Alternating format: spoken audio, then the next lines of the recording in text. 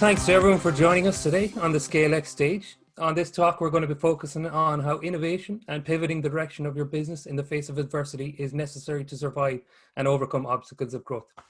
So regardless of size, all businesses need to be agile and quick to react to market challenges. Over the course of this talk today, we'll explore this with our two speakers, looking at learnings from their own businesses, their own experiences, and how these can be applied across the board.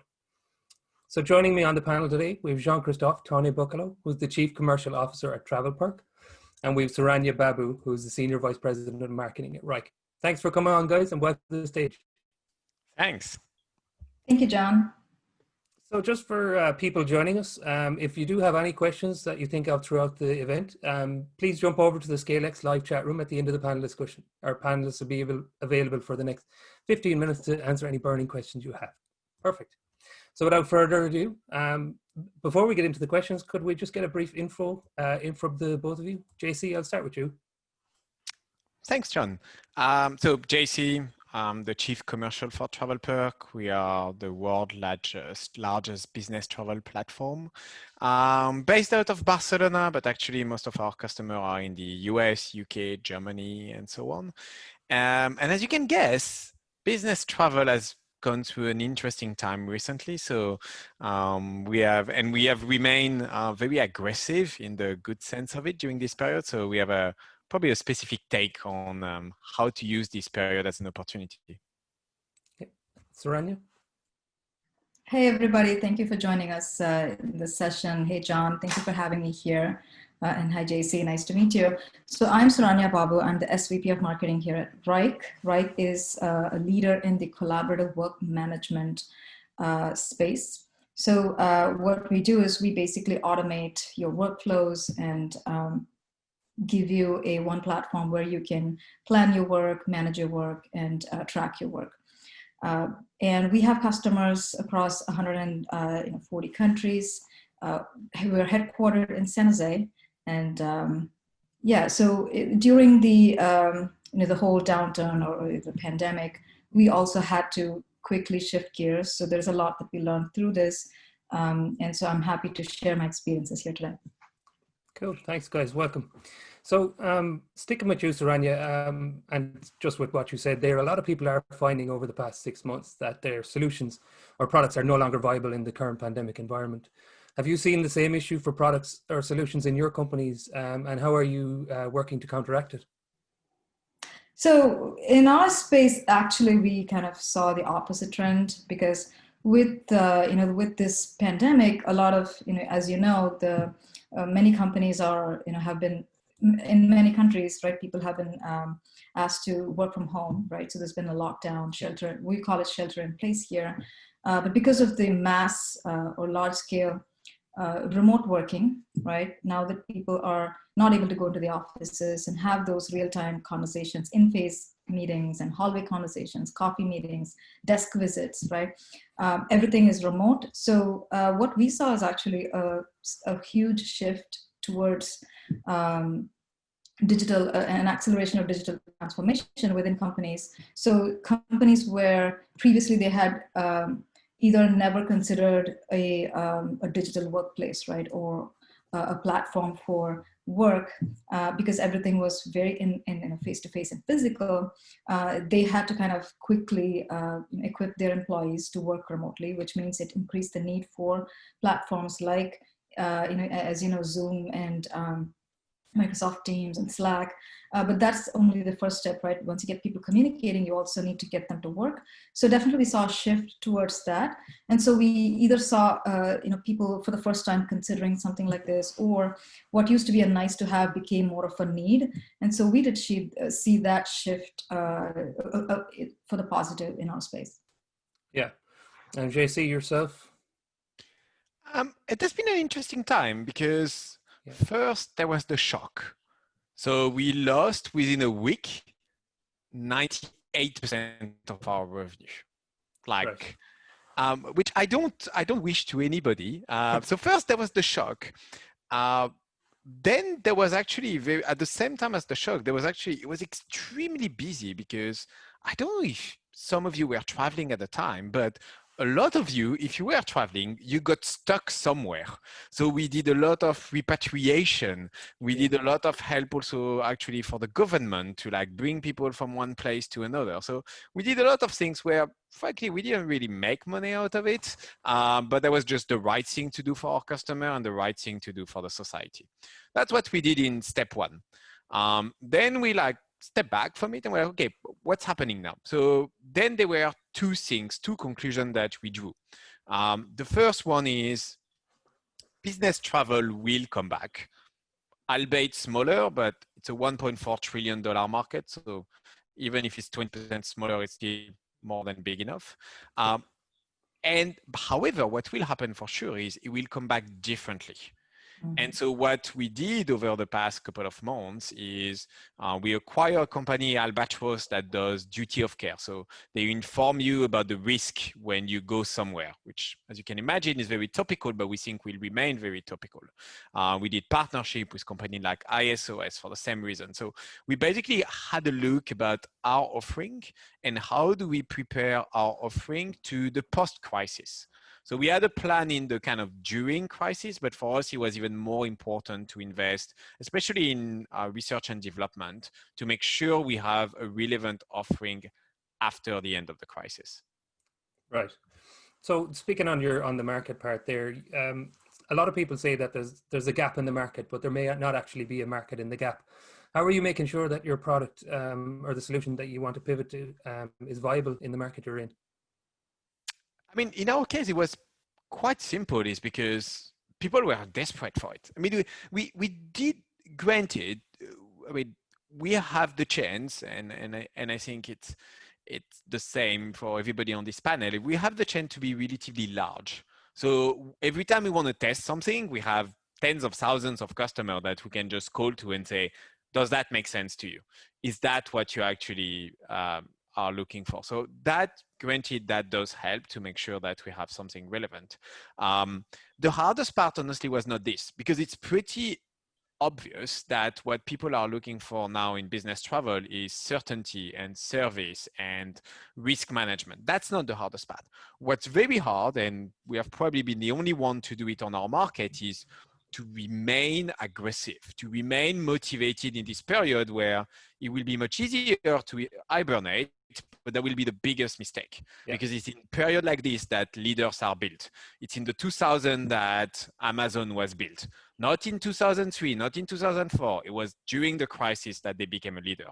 So same logic for us. Is during the crisis that we build up the moat in order to become a leader post-crisis. Cool. And Saranya, you'd have the same opinions there. Yeah, so, from our side, as I mentioned, right, so we definitely saw a positive shift, but even though we saw the positive shift, as a market, right, collectively, there were many businesses that were, especially the ones like in travel and hospitality, that had to really pause on many things, and that caused the vendors that supply to them, right, who, their customers for some industries. And so they had to kind of slow down a little bit. So that effect everybody felt, right? So budgets were slowed down, held back, or delayed. So we definitely saw that. So that's one thing that we had to quickly pivot to. But the second thing was, how do we now become more relevant during this time, right? Everybody has been suddenly forced to do something that they've never done before. For many companies, they've never done before, right? I know there are a couple of companies that were completely remote, but pretty much I think 99% were, this is the first time they're doing it at this scale. And so there was a lot of confusion out there. So the first thing we did was, how do we educate the market, right? How do we be useful and help our customers during this time? So that we can build loyalty versus building revenue, because this was a time to build loyalty, right? So that was the opportunity we saw. So we did a lot of that. We ran a series called Coffee with Wrike, where we talk about remote working, right? Everything from how do you set it up to how do you manage it with your kids around, and all kinds of tips, daily tips, strategy to tactics to tips. So we ran that. And then from a product standpoint, we actually quickly launched what we call a remote work template. So we launched a template for people to help kind of manage remote workers if they have never managed that before. We also launched something for business continuity to see, how many people are really affected by this, who are not available, kind of managing that scenario. And then we offered one of our products for free for 6 months, just to help organizations that are grappling with it for the first time, right? But also may not really have that budget because they never budgeted for this, at the beginning of 2020, right? So unbudgeted new need, how do we maybe just build that loyalty, right? So 6 months, we will get to help you get started, and then we will figure out how we can kind of, make this a more viable business. So we did a bunch of things like that to really build for the post-pandemic, which we also, as JC mentioned, will be very different, so. Yeah, it sounds like one of my next questions was going to be around the fact that a lot of people say that you can't focus on both product development and customer growth. But from what you're saying there, it sounds like you are trying to attempt both. Is that the case? Sounds like it. Yes, we are. So we're doing both. On the customer side, we have to take care of our current customers, right? So these were not two different things. So we gave them flexible billing options and, delayed payment, whatever that is, some kind of options there, just to help them get set up. We offered free collaborator licenses for unlimited collaborators, right? So that you can, we know that some of you have been working on this, but now all of your colleagues are remote. So let's enable you to work with them for free to start with. So we did a bunch of things like that. But on the product side, also we made sure that we were really building some of those quickly, kind of launching something to get them started. Yeah, and JC, yourself, are you finding it difficult to build the customer growth now or are you managing to do it somehow? You're on mute there, JC. I'm sorry. It's a bit of a paradox because on one hand, customers are not traveling. On the other hand, a lot of them are actually planning what they're going to do next year. And especially, we are in a market where that's very, very much like a white space, very greenfield. So most of the SMB market are actually booking on Expedia and Lufthansa and American Airlines and so on. And during this crisis, then they have had, again, I don't know if you have had to do that, but I wish you didn't have to do it, then they had to call the airline to get a refund. And I don't know, did you have to do that? Yeah, I had a few trips with Ryanair and Aer Lingus that I had to How much did you enjoy it? No, not. So, but that was the case for a lot of companies, and that's actually a really good thing for us. I'm sorry for the time you wasted with Ryanair, because they actually realized that, okay, in the same way that I need a solution to manage my productivity and workforce, I need an accounting software, I need an HR software.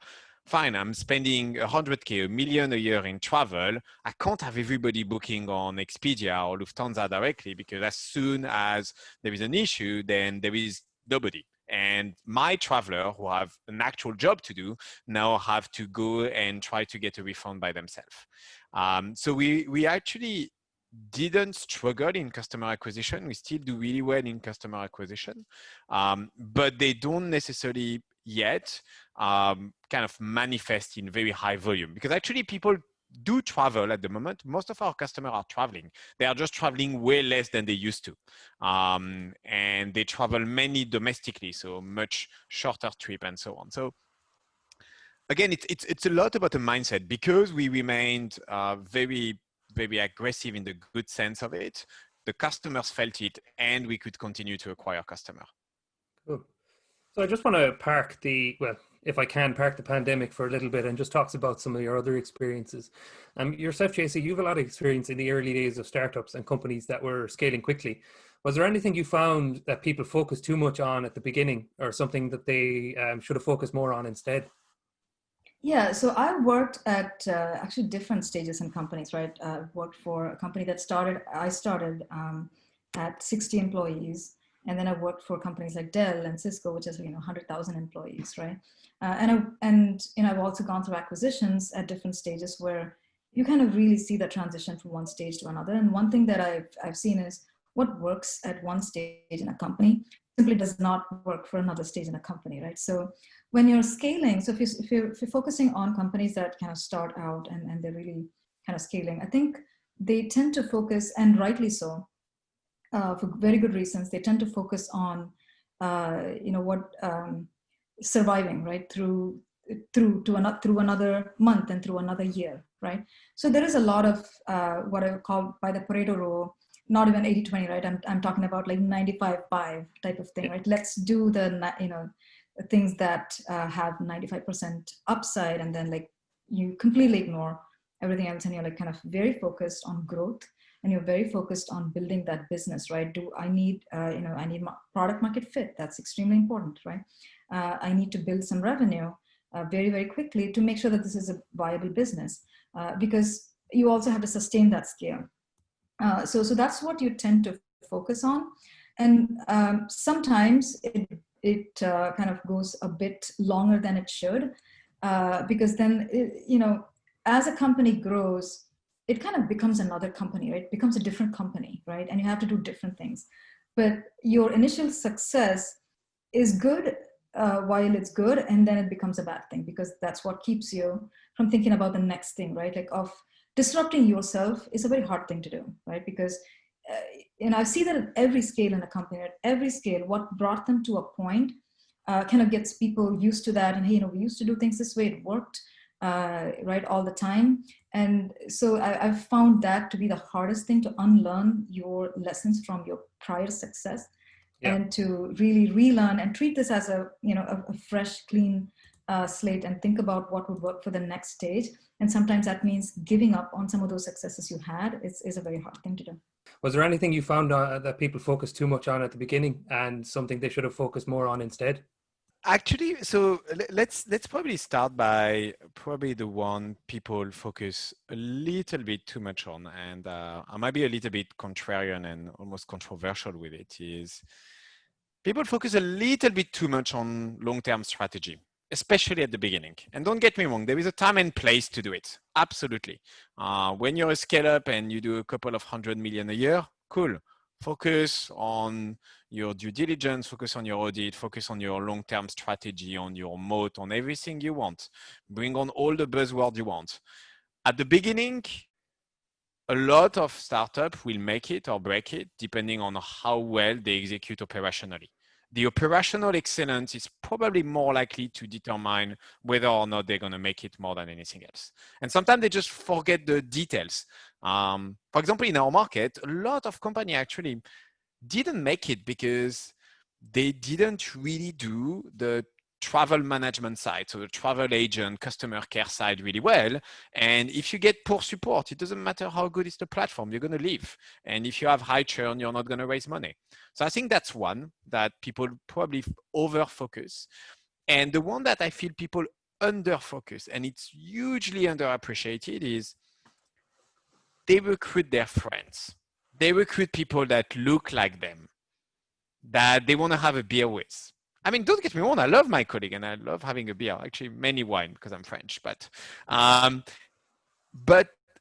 they don't have a process for it. So one of the formidable things I have learned at TravelPerk, because I've not always done it really well, I fell also for this pitfall in the past, is from the very beginning, when we were 10 people, we had an intense, very strict recruitment process. You need to write a scorecard. Your scorecard must define your output, your KPI, what this person will do, what will be their trajectory in the future. Then you have a 5-step recruitment process. And we're 10 people. So sometimes it was really funny. I was like recruiting accountant. I don't know anything about accounting. But this was really important because the people you bring at the beginning are the leaders of tomorrow. Most of the time, the one you bring in your first 20 to 50, they were going to become your director. They're going to become your VPs. So if you do that well, then you can rely on them to build the rest of your organization. And I feel that sometimes at the beginning, they still have a little bit this myth of, oh, I met this cool person in a cafe and I gave them a job on the spot. Yeah, that's really cool in Silicon Valley, the show. In real life, I think that's a disaster. Yeah. And again, starting from all those teams you had, were there times when, I presume there was, where we were doing multiple roles at once? And how did you manage to deal with all of the different priorities and all of the different tasks? I mean, I think the key thing to do is to always, I mean, it's really cliche, but so I have two things. I have a very tactical tips, which at least work for me, which is my work is organized with what I need to do and what I'm waiting for people to give back to me. So there is literally one Evernote, doesn't really matter. I've used every single tool on the planet because it doesn't really matter. It's this key thing, which is what people are expecting from me and what I'm expecting from people. And this has actually helped me throughout the journey to make sure that I stay on track. That's my little practical tips. In terms of managing multiple teams, the key point for me was to find out what is the one thing that's important to this team. So for example, I was for a very long time, still many now as well, I was managing marketing, sales, and customer care. And in marketing, it was all about get leads, get leads, get leads, get leads. That's the only thing I will care about. In the case of sales, it was get contract, get contract, get contract.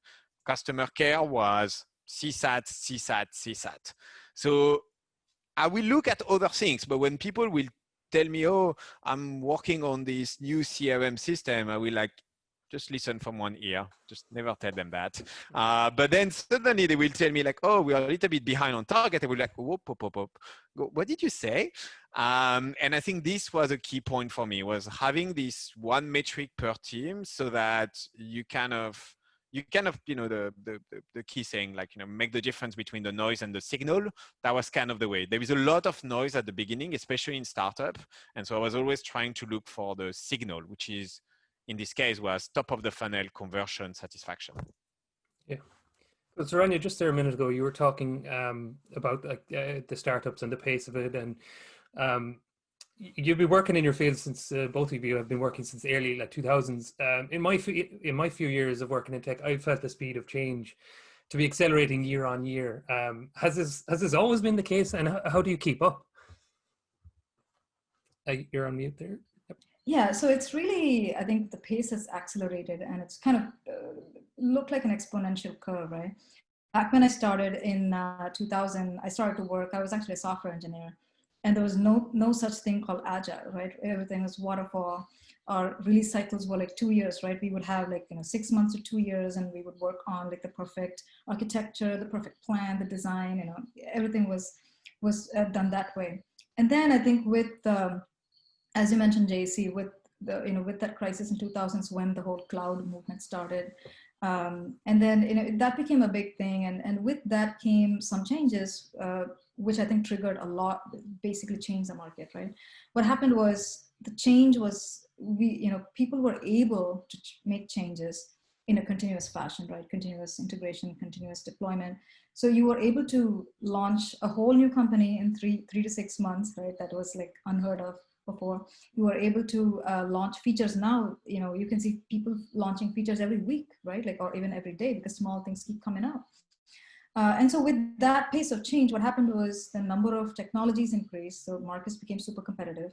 And then the pace at which you had to move also changed, because your competitors are more, launching things every week. And so there was no way, right, that we could stay waterfall. So it kind of pushed that change to Agile because of, just the way things have really changed. But I think if you take the marketing landscape, right, MarTech landscape, there's this Chief MarTech. Chief MarTech publishes this graphic with all of the logos in the marketing space. And in 2011, when they started, there were 150 logos.